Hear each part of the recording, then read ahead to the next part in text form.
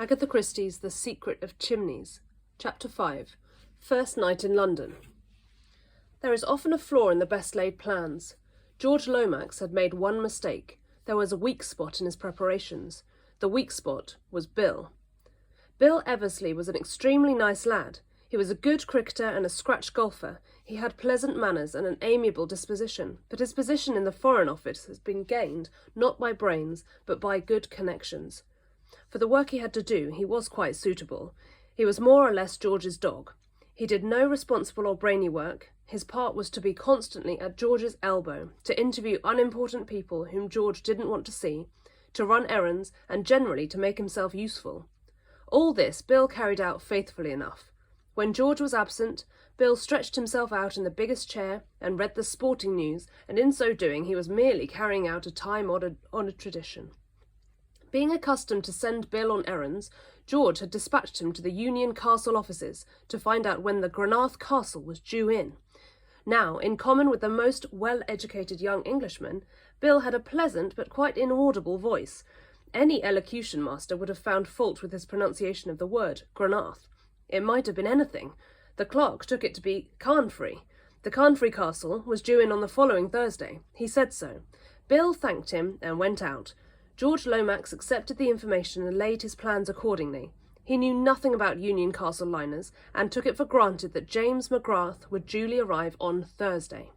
Therefore, at the moment he was buttonholing Lord Caterham on the steps of the club on Wednesday morning, he would have been greatly surprised to learn that the Granarth Castle had docked in Southampton the preceding afternoon. At 2 o'clock that afternoon, Anthony Cade, travelling under the name of Jimmy McGrath, stepped out of the boat train at Waterloo, hailed a taxi, and after a moment's hesitation ordered the driver to proceed to the Blitz Hotel. "One might as well be comfortable," said Anthony to himself, as he looked with some interest out of the taxi windows. It was exactly 14 years since he had been in London. He arrived at the hotel, booked a room, and then went for a short stroll along the Embankment. It was rather pleasant to be back in London again. Everything was changed, of course. There had been a little restaurant there, just past Blackfriars Bridge, where he had dined fairly often, in company with other earnest lads. He had been a socialist then, and worn a flowing red tie. Young, very young. He retraced his steps back to the Blitz. Just as he was crossing the road, a man jostled against him, nearly making him lose his balance. They both recovered themselves, and the man muttered an apology, his eyes scanning Anthony's face narrowly. He was a short, thick-set man of the working classes, with something foreign in his appearance. Anthony went on to the hotel, wondering as he did so what had inspired that searching glance.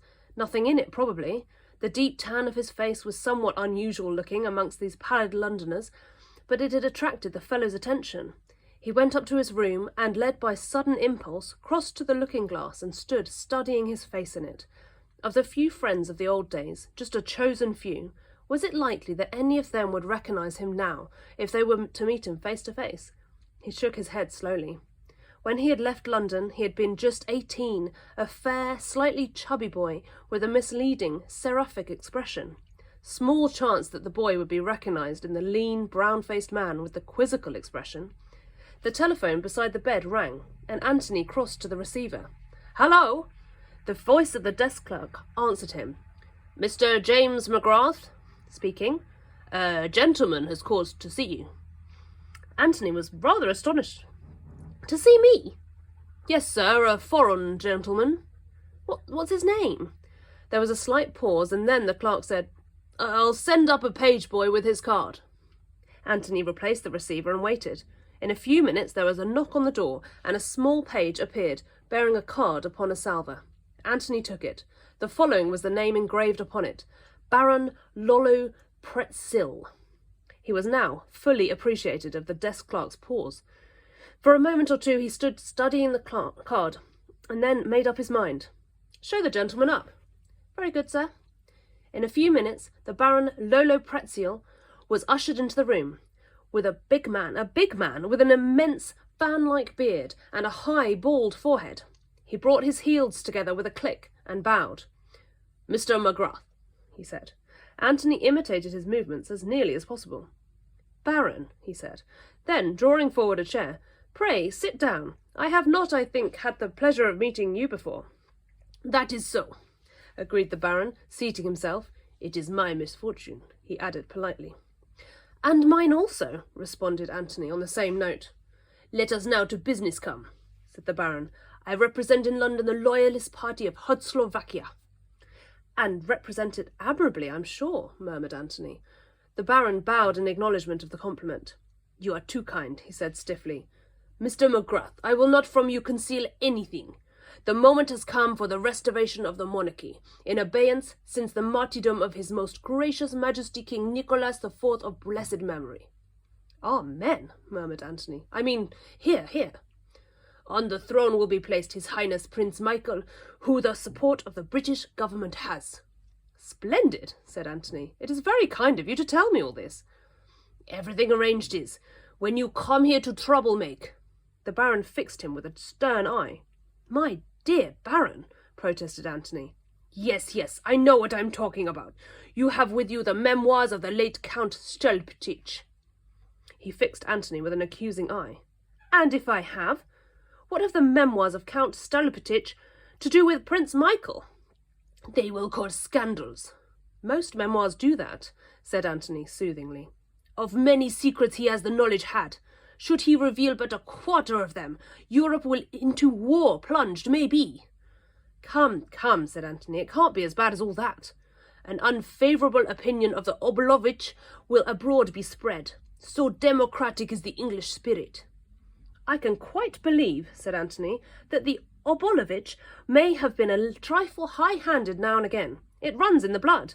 But people in England expect that sort of thing from the Balkans. I don't know why they should, but they do." "You do not understand," said the Baron.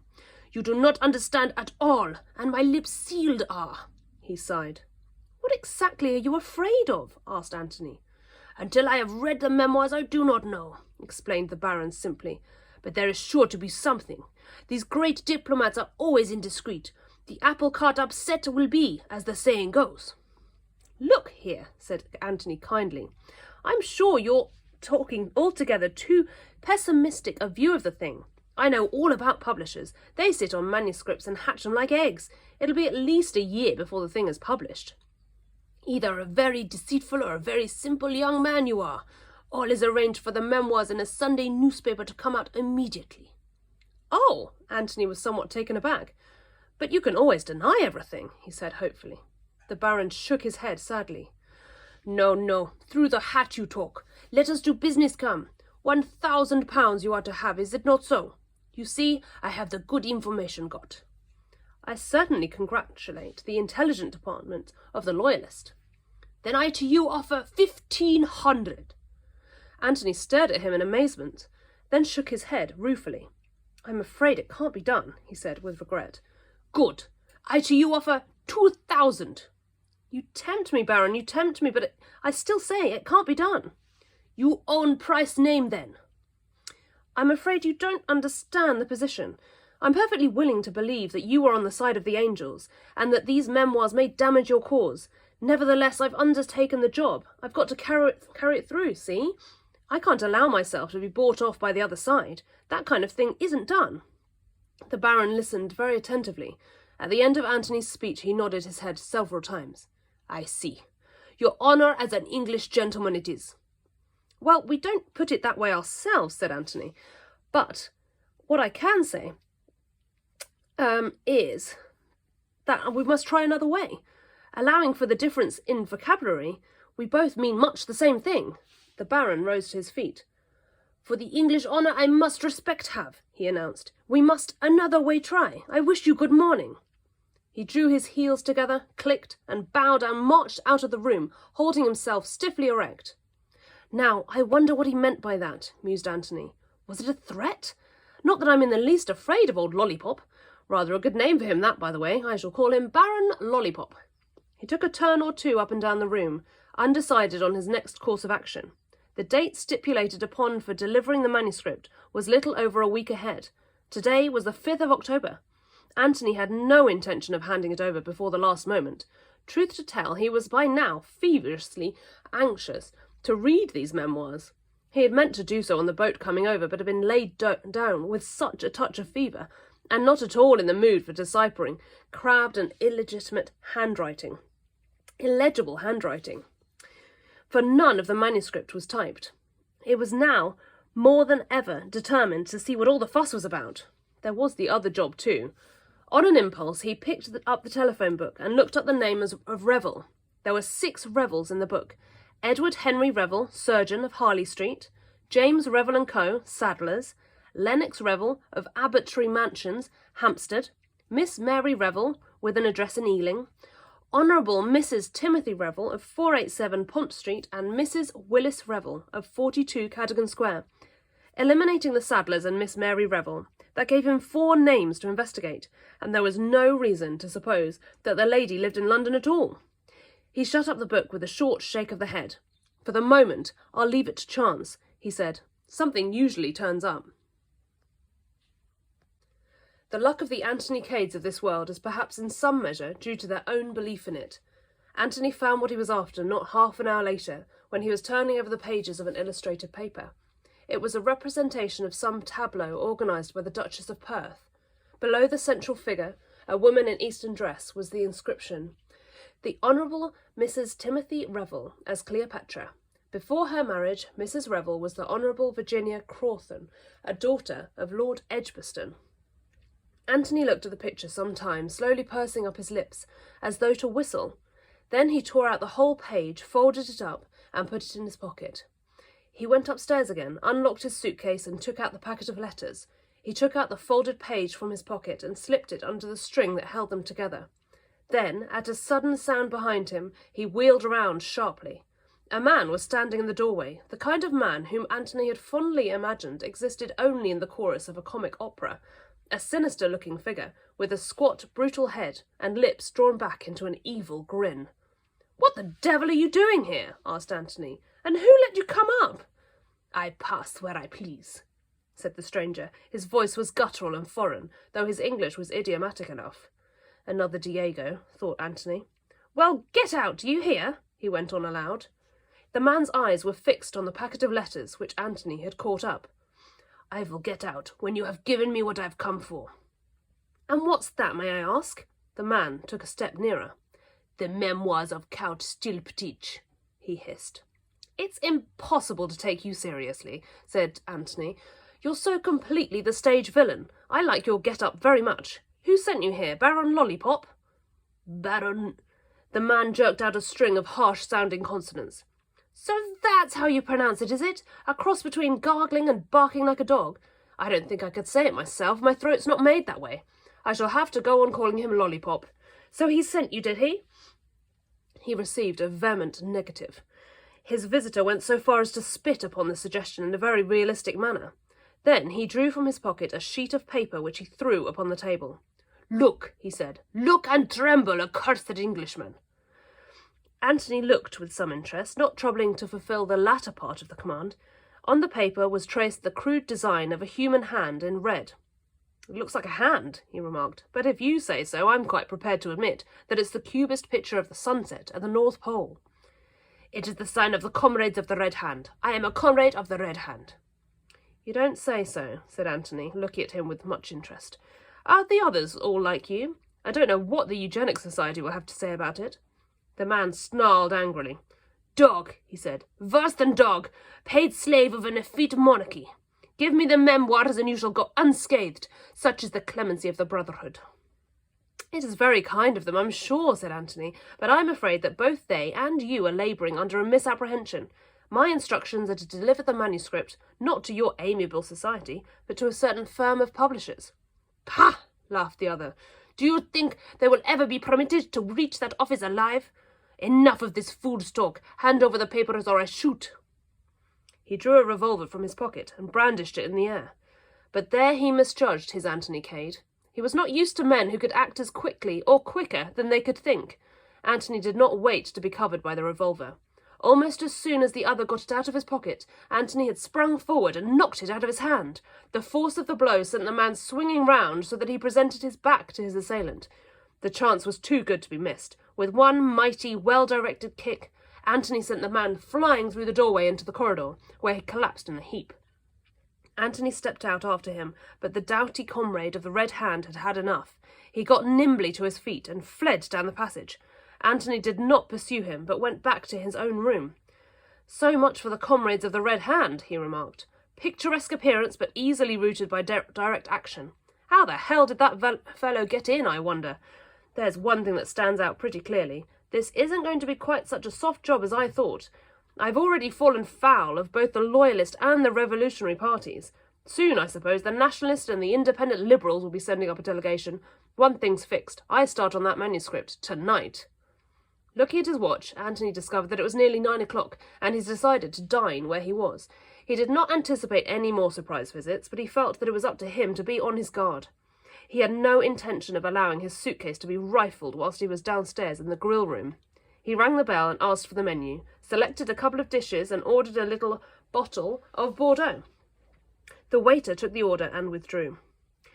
Whilst he was waiting for the meal to arrive, he got out the package of manuscript and put it on the table with the letters. There was a knock at the door, and the waiter entered with a small table and the accessories for the meal. Anthony had scrolled over to the mantelpiece. Standing there with his back to the room, he was directly facing the mirror, and idly glancing at it, he noticed a curious thing. The waiter's eyes were glued on the parcel of manuscript. Shooting little glances sideways at Anthony's immovable back, he moved softly round the table. His hands were twitching, and he kept passing his tongue over his dry lips. Anthony observed him more closely. He was a tall man, supple like all waiters, with a clean-shaven, mobile face. An Italian, Anthony thought, not a Frenchman. At the critical moment, Anthony wheeled round abruptly. The waiter started slightly, but pretended to be doing something with the salt cellar. "What's your name?" asked Anthony abruptly. "Giuseppe, monsieur." "Italian, eh?" "Yes, monsieur." Anthony spoke to him in that language, and the man answered fluently enough. Finally, Anthony dismissed him with a nod, but all the while he was eating the excellent meal which Giuseppe had served to him. He was thinking rapidly. Had he been mistaken? Was Giuseppe's interest in the parcel just ordinary curiosity? It might be so, but remembering the feverish intensity of the man's excitement, Anthony decided against that theory. All the same, he was puzzled. "Dash it all," said Anthony to himself. "Everyone can't be asked after the blasted manuscript. Perhaps I'm fancying things." Dinner concluded and cleared away, he applied himself to the perusal of the memoirs. Owing to the illegibility of the late Count's handwriting, the business was a slow one. Anthony's yawns succeeded one another with suspicious rapidity. At the end of the 4th chapter, he gave it up. So far, he had found the memoirs insufferably dull, with no hint of scandal of any kind. He gathered up the letters and the wrapping of the manuscript, which were lying in a heap together on the table, and locked them up in a suitcase. Then he locked the door, and as an additional precaution, put a chair against it. On the chair he placed the water bottle from the bathroom. Surveying these preparations with some pride, he undressed and got into bed. He had one more shot at the Count's memoirs, but felt his eyelids dropping, and stuffing the manuscript under his pillow, he switched out the light and fell asleep almost immediately. It must have been some 4 hours later that he awoke with a start. What had awakened him he did not know. Perhaps a sound, perhaps only the consciousness of danger, which in men who have led an adventurous life is very fully developed. For a moment he lay quite still, trying to focus his impressions. He could hear a very stealthy rustle. Then he became aware of a denser blackness somewhere between him and the window, on the floor by the suitcase. With a sudden spring, Anthony jumped out of bed, switching the light on as he did so. A figure sprang up from where it had been kneeling by the suitcase. It was the waiter, Giuseppe. In his right hand gleamed a long, thin knife. He hurled himself straight upon Anthony, who was by now fully conscious of his own danger. He was unarmed, and Giuseppe was evidently thoroughly at home with his own weapon. Anthony sprang to one side, and Giuseppe missed him with the knife. The next minute the two men were rolling on the floor together, locked in a close embrace. The whole of Anthony's faculties was centred on keeping a close grip of Giuseppe's right arm, so that he would be unable to use the knife. He bent it slowly back. At the same time, he felt the Italian's other hand clutching at his windpipe, stifling him, choking, and still, desperately, he bent the right arm back. There was a sharp tingle as the knife fell on the floor. At the same time, an Italian extricated himself with a swift twist from Anthony's grasp. Anthony sprang up too, but made the mistake of moving towards the door to cut off the other's retreat. He saw too late that the chair and the water bottle were just as he had arranged them. Giuseppe had entered by the window, and it was the window he made for now. In the instant's respite given him by Anthony's move towards the door, he had sprung out on the balcony, leapt over to the adjoining balcony, and had disappeared through the adjoining window. Anthony knew well enough that it was of no use to pursue him. His way of retreat was doubtless fully assured. Anthony would merely get himself into trouble. He walked over to the bed, thrusting his hand beneath the pillow and drawing out the memoirs.